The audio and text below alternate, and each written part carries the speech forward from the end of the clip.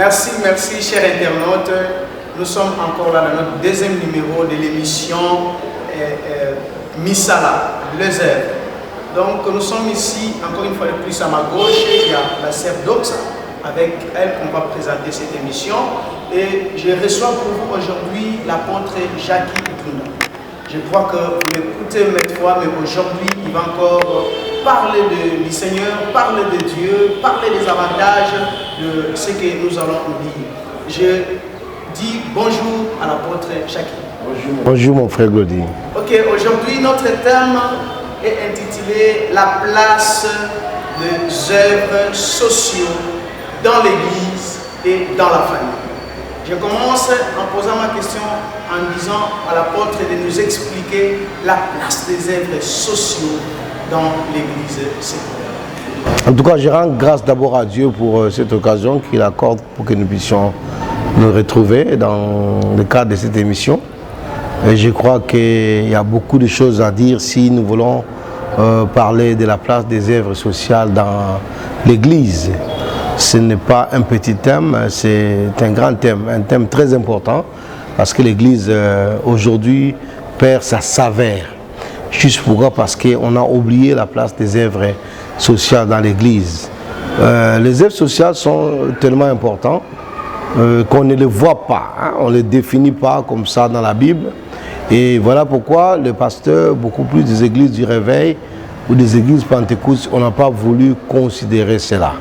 Donc, de prime abord, je vais dire que les œuvres sociales ont une place très importante dans la Bible, une place très importante dans l'Église et dans la famille ou bien dans la vie d'un chrétien. Merci beaucoup. Nous avons écouté que les œuvres sociales ont une place dans l'Église, ont une place dans la famille.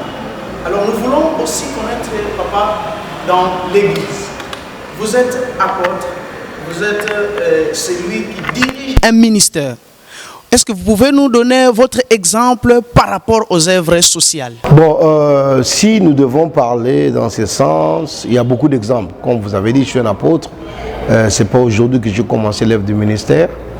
Donc Dieu m'a appelé et je suis en train d'œuvrer jusqu'à aujourd'hui dans cette dimension apostolique. Ce que je peux dire, je vois beaucoup et j'encourage beaucoup qui veulent travailler.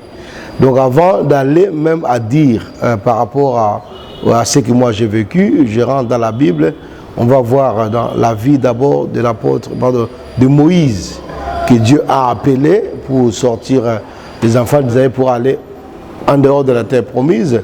Et Dieu dira à Moïse que j'envoie vers toi les hommes. Donc Dieu n'a pas envoyé à Moïse des hommes, des pasteurs, des prophètes pour venir prophétiser, pour venir prêcher. Mais Dieu a envoyé à Moïse des techniciens, des hommes qui devaient travailler d'une façon séculière, d'une façon sociale, pour construire l'Église, pour aider à partager, à soutenir la vague de gens qui l'accompagnaient. Donc Moïse était là comme quelqu'un qui devait coacher des gens pour pouvoir travailler. Donc, et puis maintenant, quand je reviens dans notre époque, avant notre époque, je vois à l'Église primitive, si nous pouvons lire un verset de la Bible, dans le livre de Actes des Apôtres, je crois au chapitre 6, par exemple, le verset 1, Actes des Apôtres, chapitre 6, le verset 1, la Bible dit, en ces temps-là, le nombre des disciples augmenta. Hein? Et les hellénistes murmurèrent contre les Hébreux parce que leurs veuves étaient négligées dans la distribution qui se faisait chaque jour. Donc la Bible dit le nombre de disciples augmenta. Je ne sais pas si je vais anticiper peut-être d'autres questions. Et les autres parties commençaient à murmurer contre les Hébreux. Quand on dit les hellénistes, c'était comme les Grecs. Hein, des gens qui parlaient la langue grecque par rapport aux Hébreux, aux gens qui parlaient la langue juive. L'Église était représentée par les Juifs. Donc les apôtres étaient des gens suscités des Juifs. Donc les hellénistes, c'était les Grecs qui sont venus comme des étrangers, comme des païens, aujourd'hui on peut dire, et qui sont rentrés dans l'Église. Et la Bible dit qu'il y avait les veuves et il y avait des distributions qui se faisaient chaque jour. Donc les gens partageaient. Ça, on voit déjà d'une façon concrète, qui c'était le social. Apôtre, comme vous étiez en train de parler, il y a quelque chose qui m'est venu dans la tête. La Bible dit que Jésus était émis de compassion. Mais aujourd'hui, si on observe, si on voit ce qui se passe à l'église, pasteur, apôtre, évangéliste, il y a le sens a changé. Parce que vous êtes apôtre du Seigneur, vous êtes pasteur du Seigneur, vous êtes celui qui doit aider. Parce que Jésus dit aux disciples, donne-leur vous-même à manger. C'est Jésus qui donne l'instruction au pasteur, ou soit c'est là qui l'accompagnait de faire nourrir ces peuples. Mais aujourd'hui, nous voyons que le pasteur, ou soit les responsables, ils veulent construire pour eux-mêmes. Il y a des veuves, il y a des orphelins, il y a des gens qui peinent, qui souffrent, où un pasteur, soit un évangéliste peut soutenir, mais c'est dit que ce sont eux qui doivent venir vers eux et pour chaque fois donner. En tant qu'apôtre, en tant que pasteur, qu'est-ce que vous pouvez nous dire? En tout cas, merci pour la question, mais je crois que la réponse a été déjà commencé à être donnée depuis le début. Quand je parlais de Moïse, Dieu dit, j'envoie vers toi des gens. Et je suis tombé maintenant dans le livre des Actes des Apôtres où, quand la situation se présentait, Pierre a dit, choisissez parmi vous, dans la suite, des Actes chapitre 6 là, choisissez parmi vous des hommes, 7 personnes qui doivent travailler à la distribution, donc au social, en bref. Donc, ce que je veux dire, c'est quoi? C'est que Dieu a appelé l'apôtre, le pasteur, l'évangéliste à un rôle. Mais quand on mélange les rôles, c'est là où le problème commence à rentrer. Quand le pasteur, parce que Pierre a dit, il n'est pas bon pour nous de s'occuper de ces partages. Nous, on va se concentrer dans la parole et dans la prière. Il y a des fois, maintenant, on voit des pasteurs qui est appelé par Dieu, vraiment appelé par Dieu, commencer à regarder dans ces choses-là. Alors que Dieu a des gens qualifiés qui peuvent faire ça. Hein, on l'appelle, pardon, dans l'église du Nouveau Testament, on les appelle des diacres, hein, qui doivent être qualifiés, parce qu'on a dit des hommes remplis du Saint-Esprit, des hommes qui ont l'amour. Cela veut dire qu'ils ne seront pas tribalistes et qui ne vont pas regarder les gens par apparence pour pouvoir aider. Donc, si le rôle du pasteur, d'abord, c'est ça. Le rôle du pasteur, c'est de découvrir des gens qui peuvent l'aider dans cela. Parce que Dieu appelle les gens à l'église. Hein? Il appelle des gens, des médecins, il appelle des gens, des hommes d'affaires, il appelle des gens qui ont la compassion. Parce que même si on dit que Jésus était ému de compassion, ce n'est pas lui qui a vu les gens là. La Bible dit que les apôtres ont vu que les gens étaient affamés. Ils sont partis dire à Jésus, Seigneur Dieu, ces gens-là sont affamés, il faut que nous puissions les libérer. Mais on a un problème, s'ils marchent 3 jours, ils vont se fatiguer. Maintenant, Jésus fut ému de compassion. Parce que c'est les apôtres qui l'ont découvert. Parce que Jésus avait une telle responsabilité apostolique, qu'on peut dire aujourd'hui, pastorale, où on ne voit pas tout ce qui se passe à l'église. Frère, quand l'église commence à oublier que, les pasteurs commencent à oublier que l'église, non seulement on doit regarder la spiritualité, mais on doit aussi s'occuper des gens. Les gens qui viennent à l'église, ça devient chaos. C'est là où le problème devient grave. C'est là où on voit dans l'église, les gens ne s'en sortent plus. On commence à se demander, mais comment l'église peut grandir numériquement, mais les gens ne sont pas bénis. Pourquoi? Parce que c'est juste que les gens, il n'y a pas de gens qualifiés pour s'occuper des problèmes des autres, pour soutenir les autres.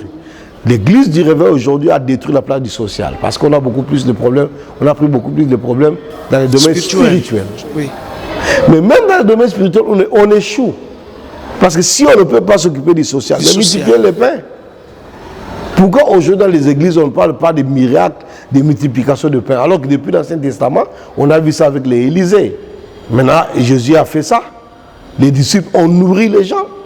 Aujourd'hui, l'église n'arrive pas à nourrir les gens, c'est juste parce qu'on a enlevé la place du social. Dieu amène les gens à l'église pour que nous, pasteurs, nous puissions nous occuper d'eux.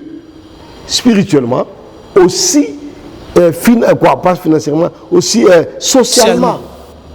Si on ne peut pas voir la place du social à l'église, l'église va échouer. Alors, apôtre, la cause c'est quoi qui fait en sorte que la Bible est là, la parole est là, le pasteur, les apôtres méditent, ils savent ce qu'il y a, ce qu'il faut, mais on n'arrive pas à le faire.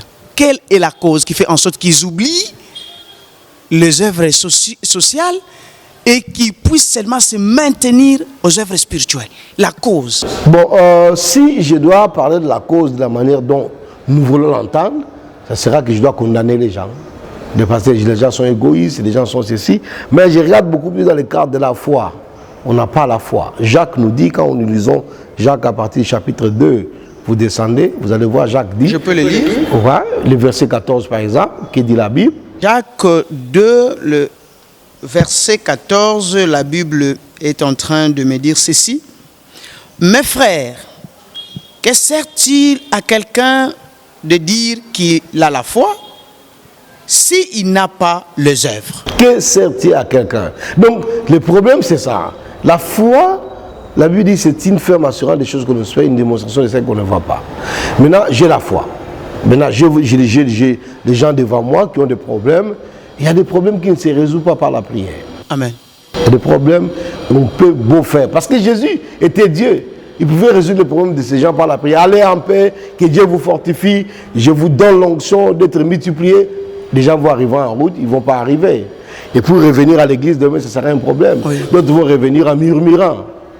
Et à l'église primitive, on nous dit que les gens murmuraient. Donc il y avait un peu de tribalisme à l'église parce que l'église était fondée par les juifs, par les apôtres qui étaient les enfants d'Israël. Ils ont commencé à murmurer. Mais les apôtres pouvaient prier. Ou bien ils pouvaient enseigner. Au nom de Jésus, il faut qu'il y ait l'amour dans l'église. Il faut savoir partager. Ils n'ont pas enseigné. Ils n'ont pas prié. Ils ont dit organisons-nous. Trouvons des gens capables. Y a-t-il pas de médecins ici? Y a-t-il pas de maçons ici? Y a-t-il pas de ceci? Bon, voilà, qu'est-ce qu'on peut faire pour ça, ça, ça. Ils n'ont pas prié pour ça. Ils ont dit organisons-nous. Et c'est ça le problème d'aujourd'hui. Nous voulons tout mettre à la place de la prière. Hein? Même si tu dois donner la chaussure à quelqu'un, tu dois dire frère, va prier, Dieu va te donner. Il faut voir l'état d'âme de la personne. Même s'il faut donner à manger à quelqu'un, il faut dire mon frère, tu dois prier. Beaucoup de gens qui viennent dormir dans nos permanences à l'église, ils n'ont pas à manger. Ils n'ont pas là où dormir. Mais ce n'est pas le problème du pasteur, lui, ce n'est pas son problème. Et il n'a pas de collaborateurs qui ont l'amour, qui ont la compassion pour regarder les soucis de l'autre, pour venir transmettre les problèmes au pasteur. Parce qu'il y a des collaborateurs qui n'ont pas de moyens, qui viennent dire au pasteur, au bureau pasteur, vraiment il y a des mamans qui sont là. Parce que vous savez, j'ai prêché dans une église, j'ai fini de prêcher, quelqu'un me suit, me dit, mais en route pendant que je sortais pour aller rentrer dans la voiture, apôtre, j'étais vraiment béni par rapport à la parole que vous avez prêchée, vraiment j'ai aimé. Et puis il me dit, mais apôtre, vraiment, les grands problèmes, c'est que je ne sais pas comment rentrer chez moi. Je lui ai dit, mon frère, va à l'église, va voir le pasteur. Comment vous me suivez? Moi, je n'habite pas ici, je suis venu prêcher à l'église. Va voir le pasteur. Merci beaucoup. C'est vous, vous êtes le pasteur. Non, va voir le pasteur de l'église. Oui. C'est lui qui va s'occuper, pas moi. Moi, je peux bien, mais je ne connais pas. Mais je ne peux pas parler de l'état d'âme, je ne le connais pas. Donc, il faut que le pasteur, les anciens de l'église s'occupent de lui.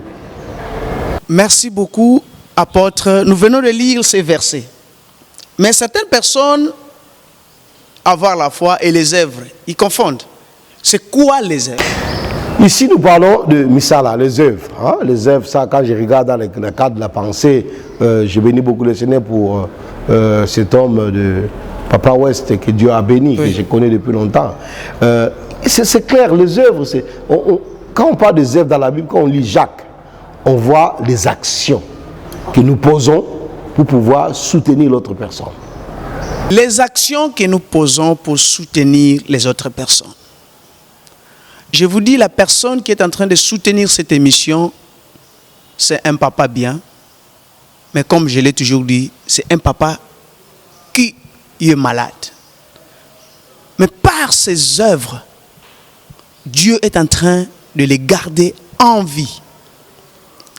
Je bénis encore une fois de plus cette famille, ces papas.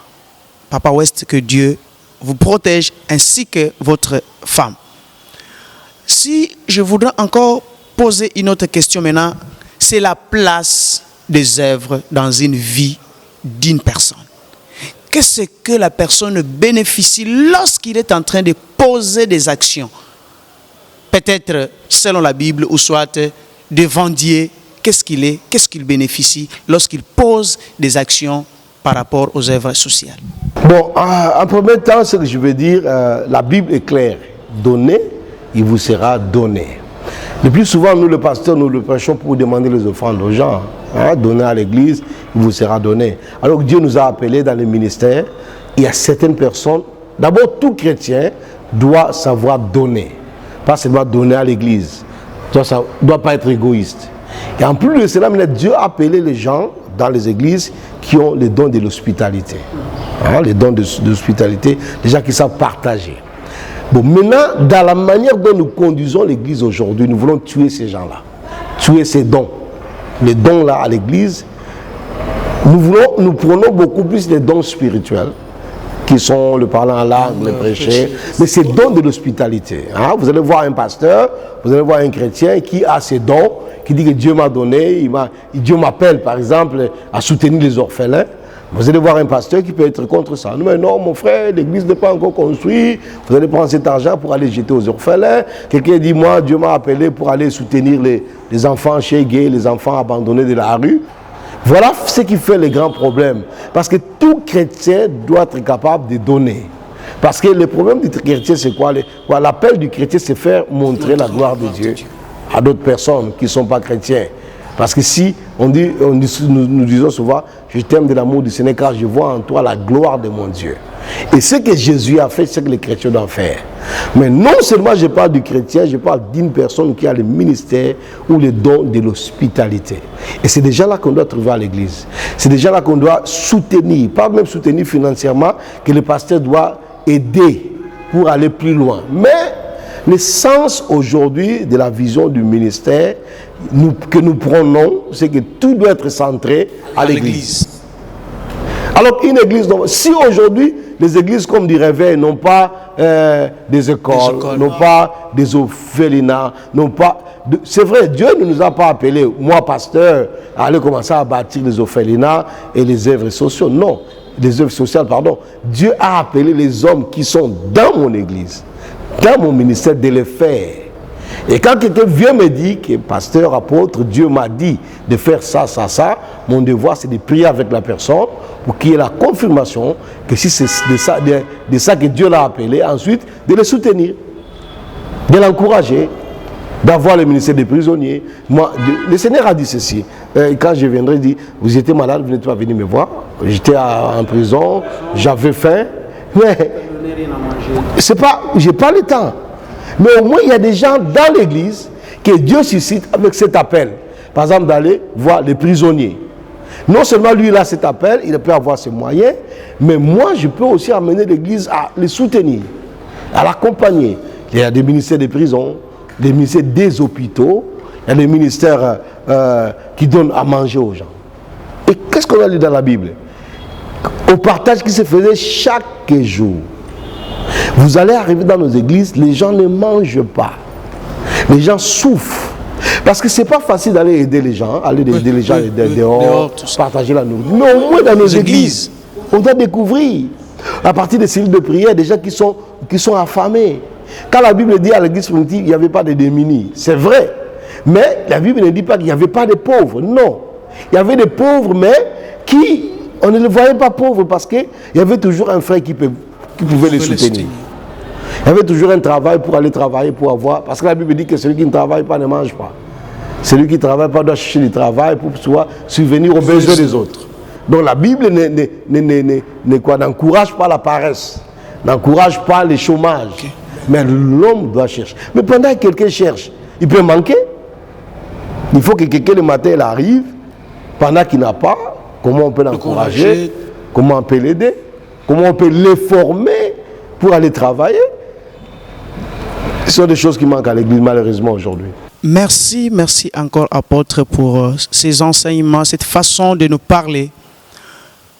Je vais introduire un sujet en disant ceci. Il y a une association qu'on appelle Association Rafa, une fondation. En tant qu'apôtre, je voudrais que vous puissiez dire quelque chose. Dans cette fondation, ils ont une cagnotte, c'est-à-dire un conteneur qui est en dehors du pays, qui est à l'étranger.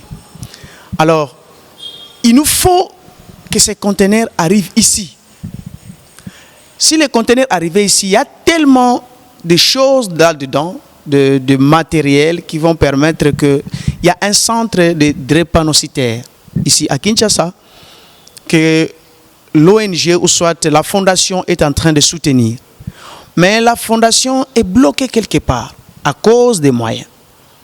À cause des moyens que ces conteneurs n'arrivent pas ici.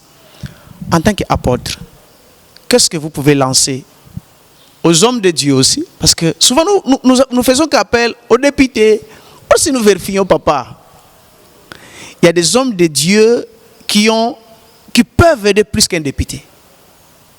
Il y a des hommes de Dieu qui peuvent prendre en charge de quelque chose de 3 millions, 4 000 $, 5 000 $. Ils peuvent le faire. Parce qu'aujourd'hui, nous travaillons avec vous comme apôtres. Et c'est pourquoi je suis en train de vous demander cela. Et si ces conteneurs arrivent, vraiment ça va aider beaucoup de gens. Et nous lançons cet appel. Vous d'abord en tant qu'apôtre, qu'est-ce que vous pouvez dire aux serviteurs de Dieu ou soit à ceux-là qui peuvent nous soutenir?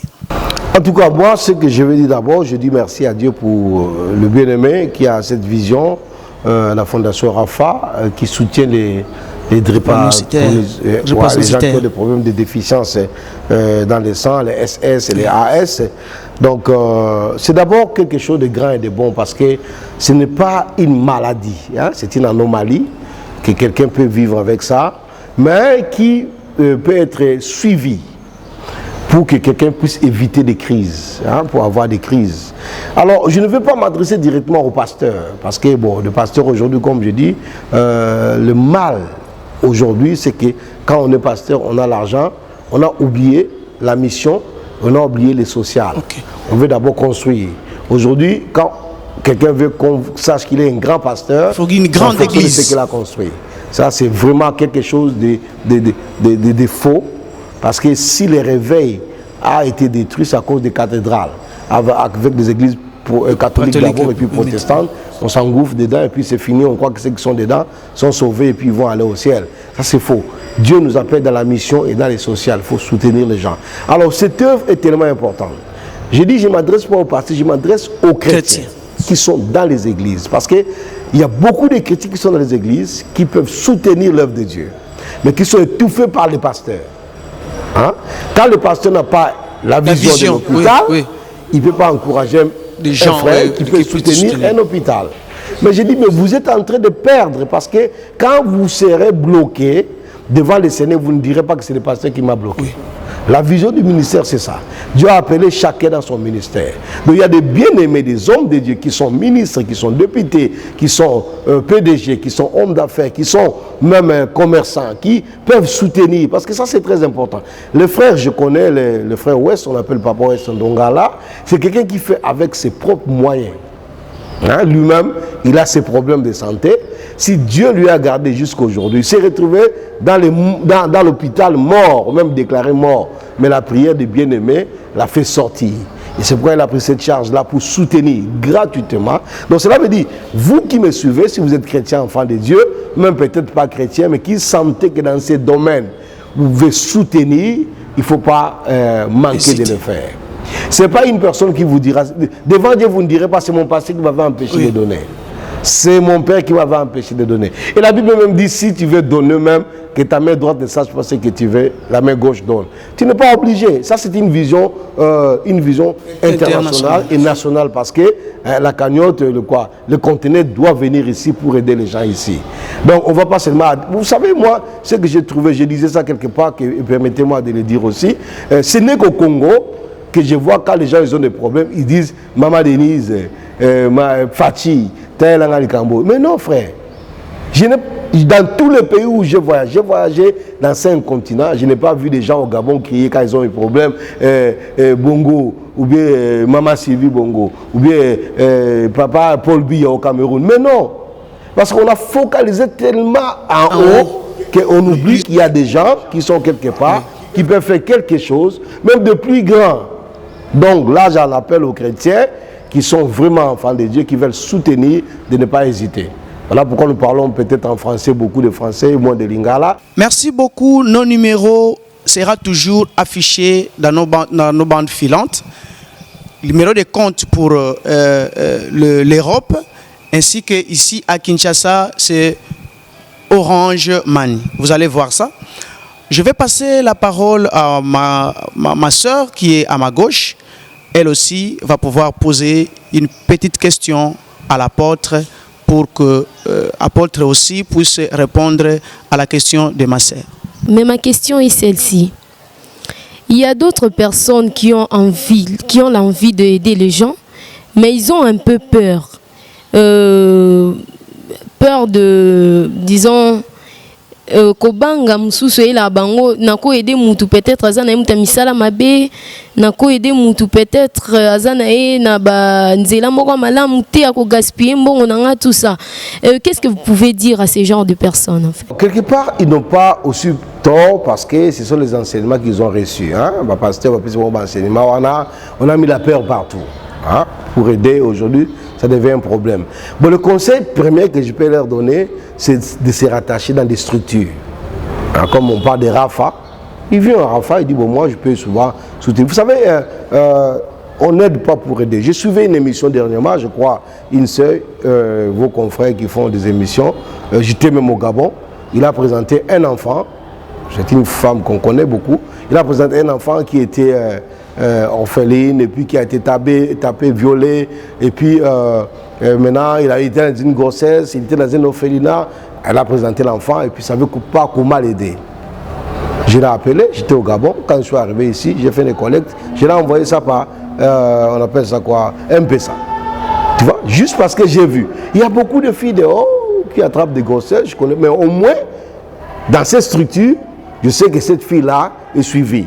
Et je lui ai promis, quand elle va accoucher, si elle veut retourner à l'école, rappelez-moi, je vais voir si je peux donner ma part de contribution. Je ne peux pas partager comme ça, je n'en ai pas. Mais au moins, dans une structure, je sais que c'est au moins suivi. Donc, si cette personne a des moyens, il sent qu'il peut aider, il peut donner les 100 francs en route. Mais s'il sait que non, je peux faire quelque chose. Je ne suis pas encore au niveau de créer ma propre structure. Non, vous voyez des structures qui sont déjà organisées.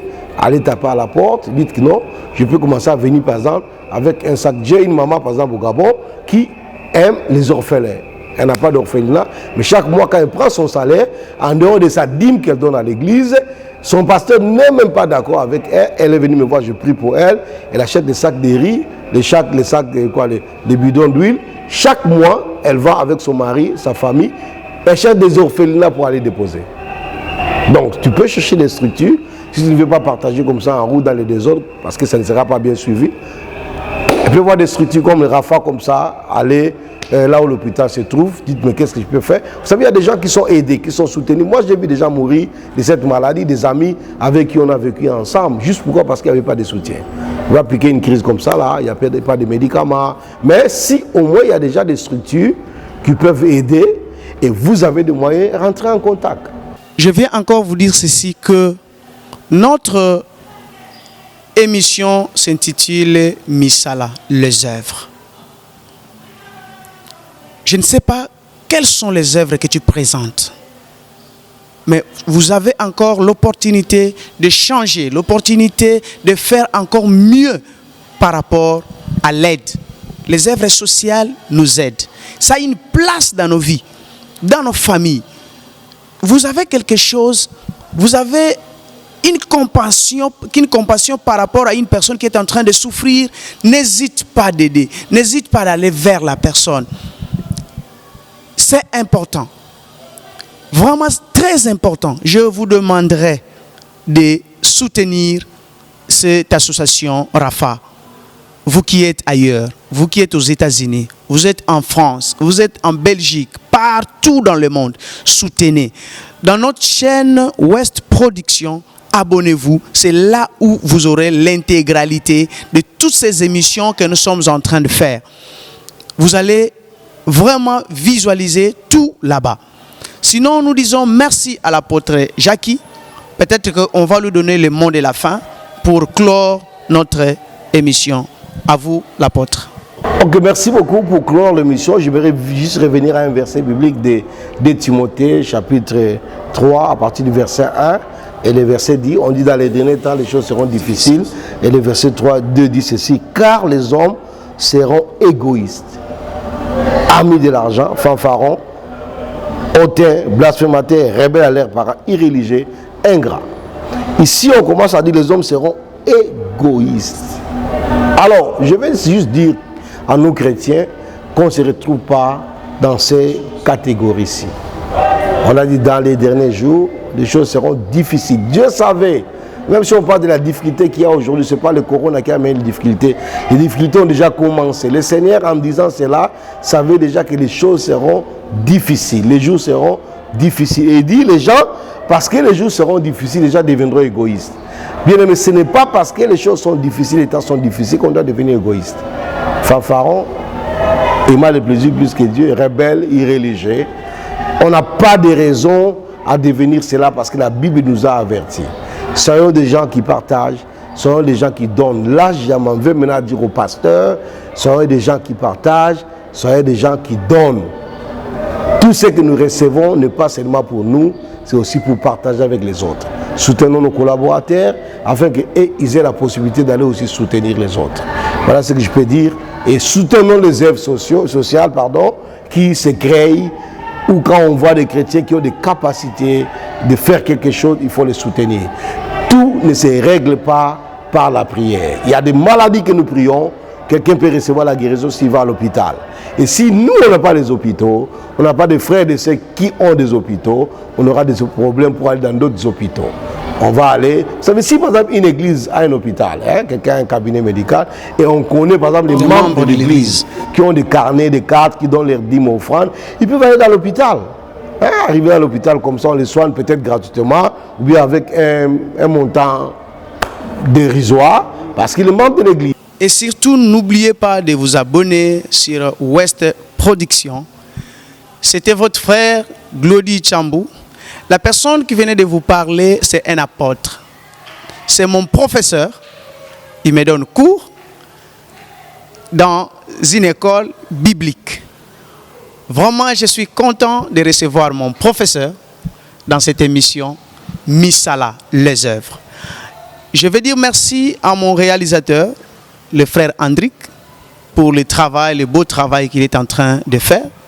Et je vous dis encore merci aux hommes de Dieu, que Dieu vous bénisse, aux évangélistes, aux chantres de l'Éternel, au protocole, tous ceux-là qui ont des services à l'Église. Nous vous aimons. Mais l'apôtre vous a dit de donner. La main qui donne a toujours été au-dessus. Et voilà, notre émission prend fin ici. Nous vous disons bye et merci.